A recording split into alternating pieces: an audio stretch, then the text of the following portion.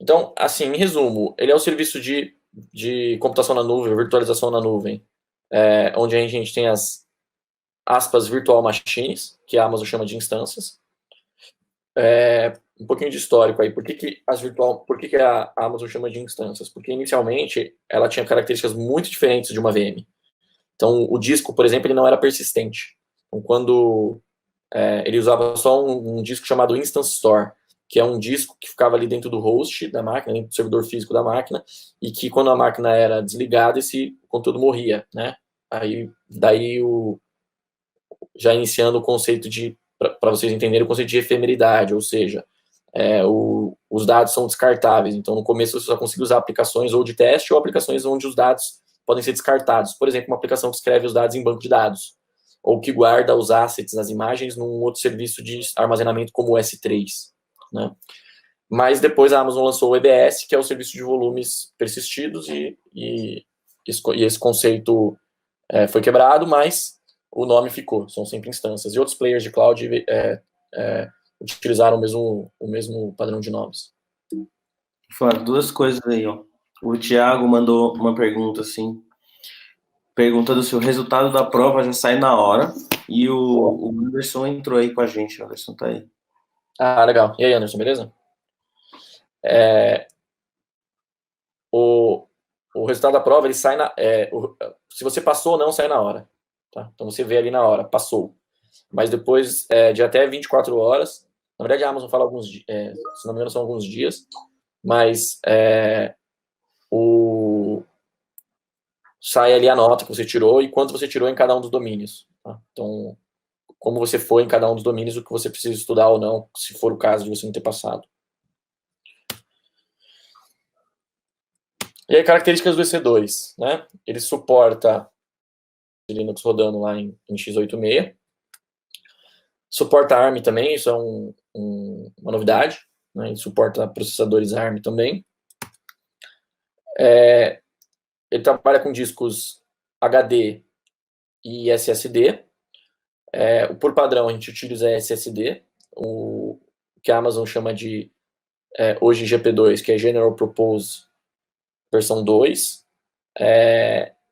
que é o HD por padrão, ele tem um provisionamento automático de IOPS. Então, assim, ele foi feito para você trabalhar com burst. Então, você consegue fazer muito IOP por um intervalo de tempo curto. Depois disso, você fica preso nos IOPs. Agora, se o seu workload precisar de muito IOP, aí você pode provisionar o IOP e pagar X centavos por IOP por mês. E aí você consegue fazer um tanning ali. É como se você tivesse aberto a torneira do seu storage, né? Aumentado a capacidade de leitura e escrita do seu disco. Mais uma vez, pessoal, o mesmo conceito, tá vendo? Se a sua aplicação precisa de muito IOP, aí você paga por ele, porque se não precisa, você não precisa pagar por isso. É diferente de você cobrar o tudo incluso, né? É um conceito que a Amazon não leva. Você tem IP público nativo, então dentro do seu serviço do EC2 ali, quando você sobe um EC2, você paga pelo CPU e pela memória, né? Pelo CPU, memória e rede. É o preço do centavo que você paga, a quantidade de centavos de dólar que você paga por segundo. Dentro desse valor já está incluso o endereço IP público, se assim você quiser. Se você não quiser utilizar IP público, você não precisa. Né? Você pode ter a sua máquina funcionando só na rede privada, ali dentro da sua VPC. VPC, pessoal, para quem não sabe, é um serviço que a gente vai falar ao longo dessa semana e da próxima. Na verdade, da próxima, né? Porque amanhã já é sexta-feira. E o conceito é a rede virtual dentro da AWS, tá? Então o VPC é a rede da Amazon. Esse valor, o endereço público já está incluso, então seja fixo ou seja dinâmico, esse IP já está incluso no valor da instância. Além disso, você tem firewall nativo, então você tem ali um subserviço chamado Security Group, que é como um firewall que você atacha dentro de qualquer instância. Ou outros serviços da Amazon também. Então você consegue fazer ali regra de firewall camada 4, ele é um firewall stateful, então você precisa liberar só a entrada. Então se você liberou a porta 80 entrando, ou a porta 443 entrando, a volta você não precisa liberar, né? E aí você consegue fazer regras por origem, destino, protocolo e porta. Então, essas são as características básicas aí do EC2. É claro que a gente vai ao longo das sessões técnicas falar mais, mas essas são ali as características básicas. E quais são as vantagens, né? O que tem de diferente o EC2 do que um serviço de VPS, um serviço de hosting não tem, né? Um serviço de servidor dedicado, por exemplo, não tem. Escalabilidade imediata. Então, assim, você pode, a gente vai ver na live de amanhã, que você pode aumentar e diminuir o tamanho da sua instância a hora que você quiser. É claro que para isso tem um downtime, por questão do próprio sistema operacional, mas você consegue desligar, aumentar e ligar. Nos segundos subsequentes, você passa a pagar o valor novo, ou diminuir também. Mas você pode crescer também horizontalmente, né? E aí vem um conceito que quem trabalha com cloud precisa conhecer, que ao invés de você aumentar o tamanho do servidor, é você aumentar o número de servidores que atendem aquele seu workload. Então, se você tem um servidor de páginas web, ao invés de você aumentar o tamanho do seu servidor para o dobro de memória, o dobro de CPU, você aumenta de 1 para 2 servidores, de 2 para 3, de 3 para 4, de 4 para 5, de modo que você consegue trabalhar de forma elástica. Então, quando você tiver muita carga, você aumenta o número de servidores. Quando você tiver pouca carga, você diminui. Nesse caso, se a sua aplicação suportar e se você tiver, óbvio, um serviço de balanceamento na frente, que a AWS possui esse serviço também dentro da plataforma do EC2, você não tem downtime, porque você aumenta ali o número de nós e diminui o número de nós e paga na menor granularidade possível. Então, aqui está um exemplo da quebra do paradigma, né? Então, eu tenho que parar de pensar um Primes padrão e começar a pensar que eu posso ter um servidor hoje, mas eu posso ter 200 hoje, daqui a 2 minutos, daqui a 3 minutos, né? A gente tem casos de clientes nossos que funcionam com 2 servidores por questão de redundância, uma aplicação específica, e que a aplicação pode subir para 500, 600, 700 servidores, e depois, quando a carga baixa, volta a utilizar menos. Relativamente fácil de pilotar, e a integração com outros serviços e subserviços da AWS, como o Load Balancer, que é o balanceador de carga.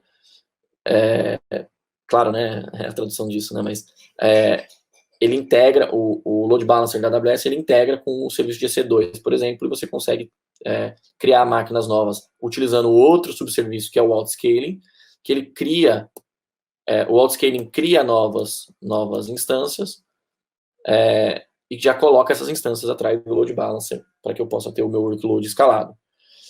Backup automatizado, então eu posso criar snapshot, tanto manualmente, lá clicar com o botão direito e criar um snapshot de um volume, isso acontece muito rápido, ou automatizar para que isso seja feito, o próprio VPC que a gente falou, né?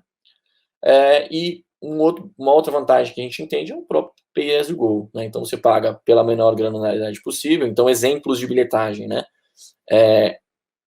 Alguns tipos de instância você paga por hora, outros você paga por segundo. A ideia é que cada vez mais a gente pague numa granularidade menor. No começo era tudo por hora. Servidores Linux, por exemplo, hoje são por segundo. E disco, por exemplo, você paga via data transfer. Então você paga pelo giga trafegado, né? Um pouco parecido com a franquia de celular. Isso parece ser um pouco ruim no primeiro momento, mas por outro lado, pense, você não tem valor de link, você não tem o custo, qual é a sua banda, não existe isso. A taxa de transferência possível é a taxa de transferência da placa de rede da instância que você contratou. Se for 100 MB, 1 GB, 10 GB, ela vai trafegar nessa velocidade e você vai pagar pelo giga trafegado. Um outro ponto interessante de ser dito é que na AWS você paga pelo data transfer out. Você não paga pelo download que a instância faz. Você só paga pela saída. Isso tem 2 motivos. O primeiro motivo é que quando você está levando coisas para a AWS, provavelmente você está armazenando as coisas lá. Logo, você paga pelo armazenamento. Por exemplo, espaço em disco você paga por giga também. Agora, quando você está mandando tráfego para fora, você está fazendo o que talvez 90% dos workloads na Amazon faz, que é hospedar um site, mandar o tráfego mais saindo da cloud para o seu cliente, para o mundo, para quem está consumindo o seu site. Então, muito provavelmente, os backbones da Amazon são mais sobrecarregados na saída. Logo, eles cobram pela saída, porque é o limite, o limite crítico dele. Há algumas desvantagens, entre aspas, né? Algumas características aí que são importantes a gente saber. Não existe console. Então, você não tem a console ali onde você vai, por exemplo, plugar, entre aspas, o seu mouse e teclado virtual. Tá? Isso é uma coisa que a galera tem bastante dificuldade. Em geral, a gente tem outros recursos para fazer isso, mas em geral a gente acessa a máquina via SSH ou via RDP. A gente tem um screenshot dela só, não temos a console. Tem outros também serviços que auxiliam nisso, mas no geral não tem. Se você tiver um problema porque você fez uma besteira ali no arquivo no etc PSWD, que é o arquivo de credenciais de usuários da AWS, do Linux, você tem que desligar a sua instância, montar o disco numa outra e corrigir e voltar. Tá? Requer conhecimento mínimo, então assim, você precisa entender um pouco, principalmente para você não cometer o erro abaixo, que é o limite de consumo é o limite do seu cartão de crédito. Então, cuidado. Né? Na verdade, até mais do que o limite do seu cartão de crédito, porque você consome ao longo do mês e bilheta no final do mês. Então, cuidado na hora que você for rodar as coisas, porque você vai inevitavelmente pagar por isso se aquele serviço não for um serviço que está dentro do free tier. Cara, tá cheio de erro de português aqui, né? Vou pedir desculpa, pessoal, pela não revisão que foi feita. Memória, CPU e rede são presets. Então, assim, eu não posso falar, eu quero 2 GB, eu quero 4 GB de memória. Eu tenho presets. Então, eu tenho tipos de instância. Então, eu tenho lá T2 Nano. Ela tem 512 MB de memória RAM e um CPU virtual. Eu tenho T2 Medium. Ela tem X de memória, X de CPU, X de rede. Tá? Então, eu tenho presets. Mas é uma variedade muito grande de presets, o que não chega a ser um problema, né? E todas as outras clouds levam esse mesmo modelo, tá? Na verdade, tem clouds que não levam esse modelo de preset, mas quando você faz a customização, o recurso fica muito mais caro. Então, na prática, acaba que ninguém usa esse ajuste fino de memória e CPU, tá? A gente vai ver um pouquinho quando a gente olhar aqui as calculadoras, as especificações. Já no próximo slide. Então, assim, existem 3 ferramentas que a gente utiliza bastante no dia a dia para fazer o cálculo de EC2. Então, você pode simplesmente ir no Google e verificar, digitar AWS Pricing, ou AWS EC2 Pricing, o preço, e você vai encontrar a documentação que ela explica direitinho. Mas é muito mais fácil você usar o Calculator. Então, o Monthly Calculator, que é esse primeiro link, ele é uma calculadora bem simples que faz o cálculo. A Amazon está criando uma nova, provavelmente essa primeira vai ser descontinuada no futuro próximo, pelo Calculator.aws, que ainda é beta, assim, ele não tem ainda todos os serviços. Vamos dar só uma viajada aqui rapidinho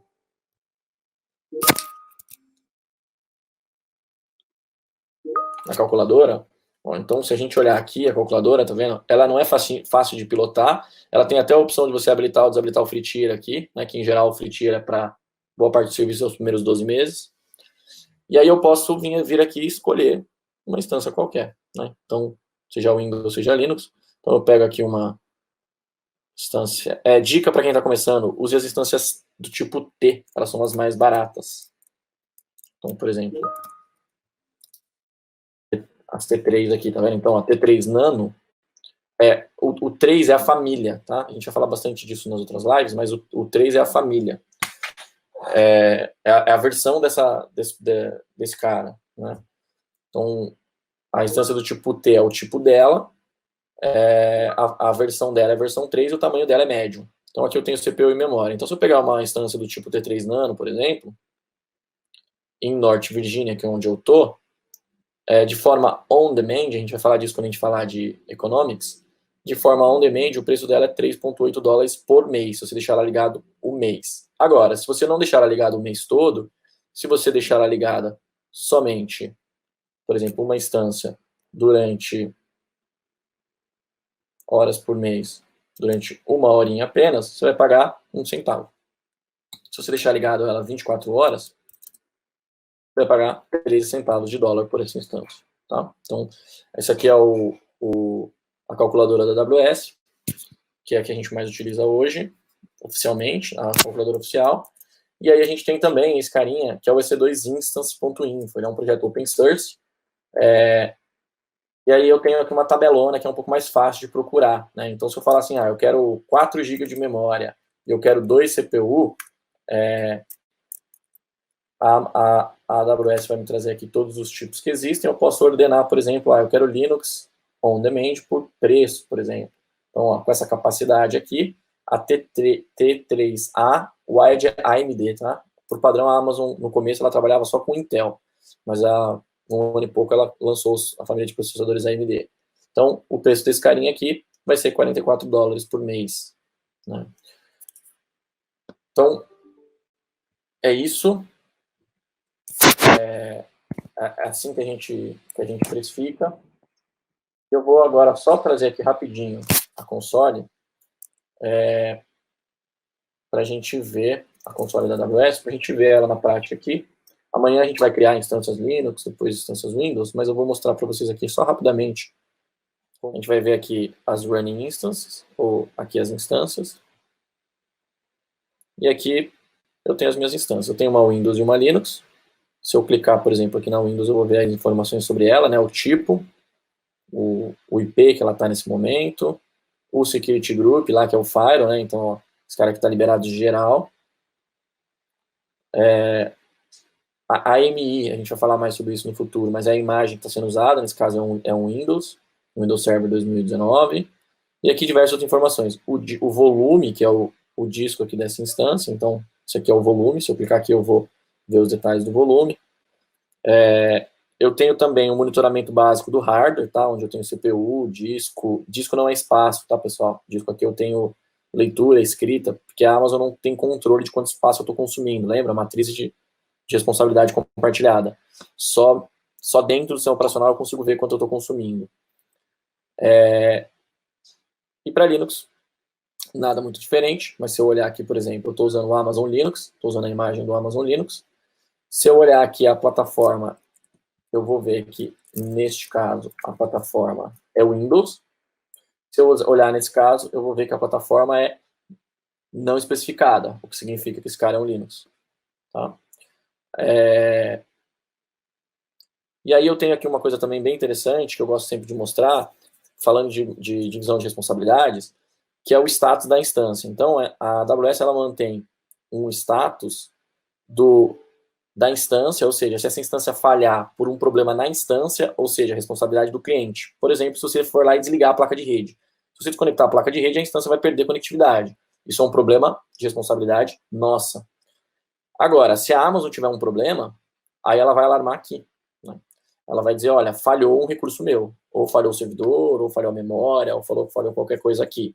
E no monitoramento você tem um gráfico que mostra 1 e 0 quando você está com um problema ou na instância, ou no sistema que é a própria Amazon, ou em qualquer um dos dois. E você pode fazer um alarme, um monitoramento baseado nisso, para que você saiba se você teve um problema. Inclusive, você consegue automatizar, por exemplo.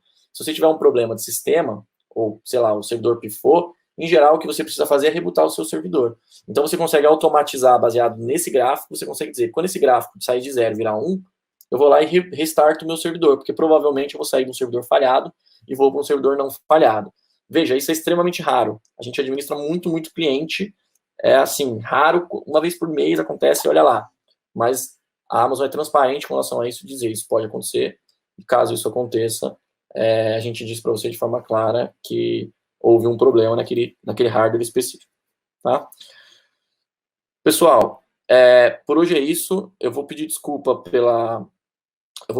pelos problemas aí que a gente teve técnico. Estamos em home office, né? Em casa eu tenho só um link de internet por enquanto e o meu 3G.